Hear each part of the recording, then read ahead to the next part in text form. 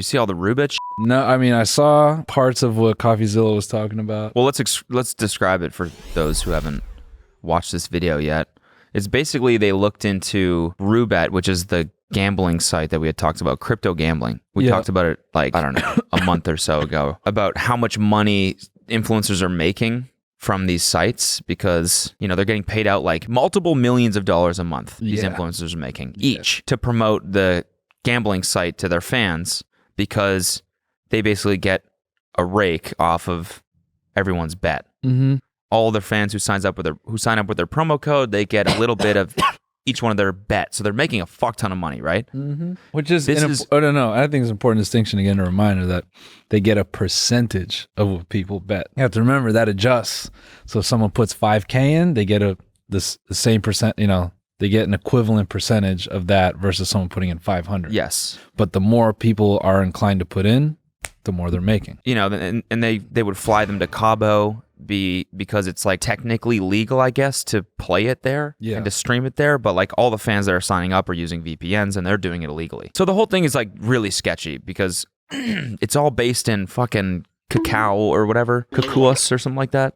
Some island where they kind of give out gaming licenses, like liberally. I just butchered that, but it's a whole ass country and I just fucking...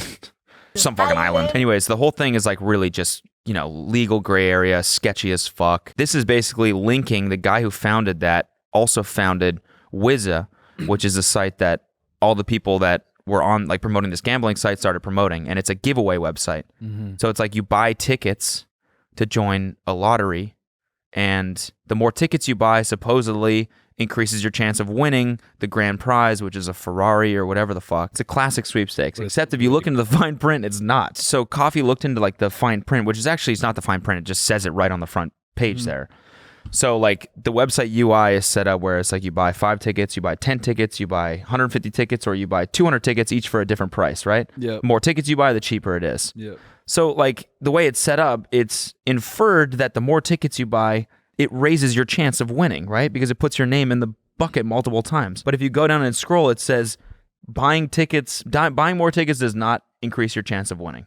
Which is so wild. So it's like, what the fuck is this website then? Yeah. And I think it's either a way to launder the money they're making from Roobet, or it's trying to get around the rules of being a sweepstakes, because there's super strict rules of doing that. Otherwise, everyone would just fucking start a lottery. And so by basically making it like a charity instead, by them saying, oh yeah, buying doesn't do anything. You can enter for free if you want. It's not actually a sweepstakes. It's like people donating instead of buying entry to a sweepstakes. Yeah. I think that's probably what it is. I'm not a fucking lawyer, but like that's kind of what it seems like. So anyways, like the whole thing is crazy and sketchy, and this might end up being like one of the biggest scams in the last, I mean, I don't know. When's the last influencer scam like this? It's crazy. I mean, CSGO was like the big one, and that dude is the dude Allen or whatever, I guess, was connected to that as well.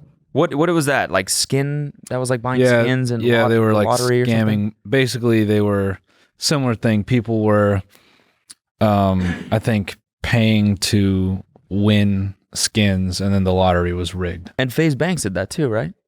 What?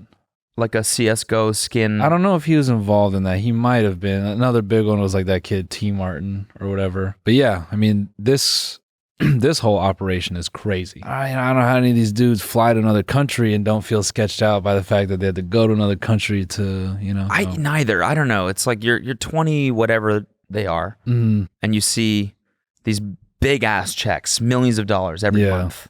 Right? They're probably just blinded by the fact that this is so much money. Yeah. They're like, fuck it, we'll take a chance. And they don't realize like the damage they're actually doing in terms of getting kids hooked to fucking gambling websites. It's going to ruin their life. This is like, this could be an addiction they can't shake in the future. I don't know. I think a good lesson is just like, if it looks too good to be true, it is. You know what I'm saying? I think this whole thing is going to come crashing down, because you should not be able to go from zero to buying McLarens every single month. Yeah.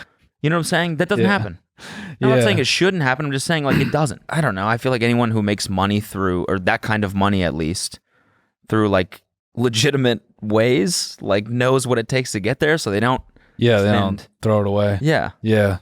I think the rate that the money is shown up is it's so obvious that someone's getting rinsed.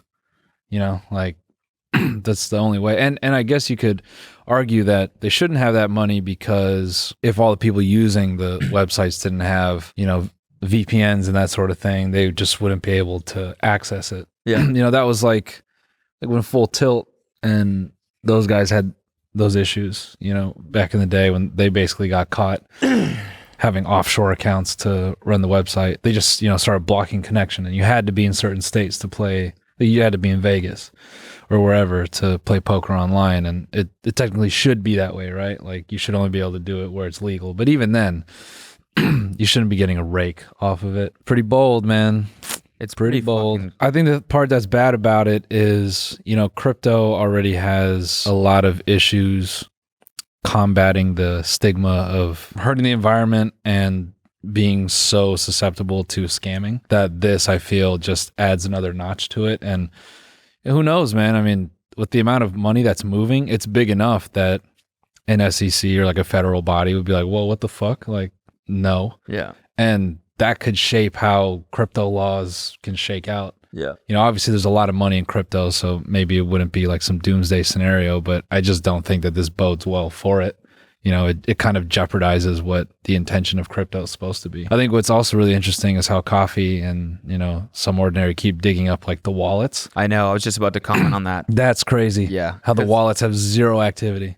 Which wallets? Well, he was just saying yes. a lot of these guys, they'll reveal their wallet on accident on stream. And then when they go look it up and it's like, oh, money was never deposited. Yeah, so they never funded their own wallet, which means that the gambling website is just giving them some of their fake currency to gamble with publicly in front of their fans. Yeah. So it's like, oh, I'm winning big. Or, oh, I just lost 50K. It's not real. Yeah. They're acting like they did. Yeah. Which is just a whole nother level of fucked up. And another funny thing is like they track the wallets, to the people, like to the, the main wallet funding all of Rubet or whatever. Yeah. And then they're sending FaZe Banks money, and then he's buying CryptoPunks with that money. Yeah, yeah. And then he's on Twitter saying like, oh, there's life-changing money in CryptoPunks. And it's like, but like, yeah, you're getting it for free. And I don't know. I don't remember what the actual link between FaZe Banks, so don't quote me on this, but I mean, he was in the video. Mm-hmm. It just like got confusing tracking all the wallets, and it's really interesting. The whole thing just feels like just icky. It's, and you don't know if it'll stop or keep going, but it seems that NFTs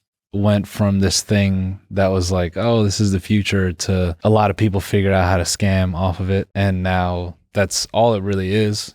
I have a hard time believing a lot of NFTs are worth their salt, because it's really off-putting to me when an NFT gets announced and somehow 40 celebrities have it already. Yeah. But you never heard of this shit already. Yeah. And then when you look at the people making it, it's like, oh, they're like this artist who created stuff for these people, or, oh, it's like this like sort of guy who's connected with these people. And it's like, all right, it always seems like there's this kind of like vague character in the center of it all. Although Coinbase is like opening up a NFT marketplace. You see that? No, but was bound to happen. Yeah. I mean, that should be good for the whole thing. Yeah. I mean, because Coinbase, I feel, is one of the platforms that you can kind of trust. Yeah. My issue with NFTs is the same thing. Like, even if Coinbase is legitimate, it's like the people starting the NFTs I have a big ass question mark on them. Yeah. This whole thing, it makes you wonder if any of these dudes will get caught up for it. Yeah. It's because it seems like a lot of their fans don't really seem to care. Yeah. And it's like, what's actually illegal here? Something might be. The whole thing just feels shady, but it's like, we don't know what's actually, it's immoral and unethical for sure, but it's like, might not be illegal. Yeah. Yeah. By definition, it may not be. Yeah. I don't know.